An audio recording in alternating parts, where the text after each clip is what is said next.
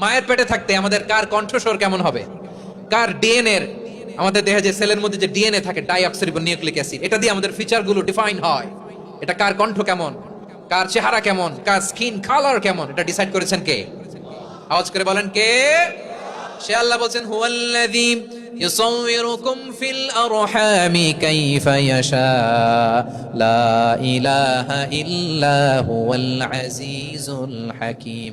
তিনি এমন সত্তা যিনি মায়ের পেটে থাকতেই তোমাদের চেহারার আকৃতি দিয়েছেন, যেমন চেয়েছেন তেমন দিয়েছেন। তিনি কে? আপনার চেহারা ডিজাইন করছে কে? আমারটা ডিজাইন করছে কে? নাকি আমরা করছি? এই ক্ষমতা আল্লাহ আমাদের হাতে দিছে, নিজের হাতে রেখে দিছে। সুবহানাল্লাহ পড়েন। আবার সূরা ইনফিতারে আল্লাহ বলছেন আল্লাযী খালাকাকা ফাসাওয়াকা ফাআদালাকা ফি আইয়ি সূরাতিন মা শাআ রাক্কাবাক। তিনি এমন সত্তা যিনি তোমাদের সৃষ্টি করেছেন, এই সৃষ্টিকে সুবিন্যস্ত করেছেন, সুষম করেছেন, যেমন চেয়েছেন তেমন আকৃতিতে তোমাদেরকে তিনি দুনিয়ায় পাঠিয়েছেন। সুবহানাল্লাহ।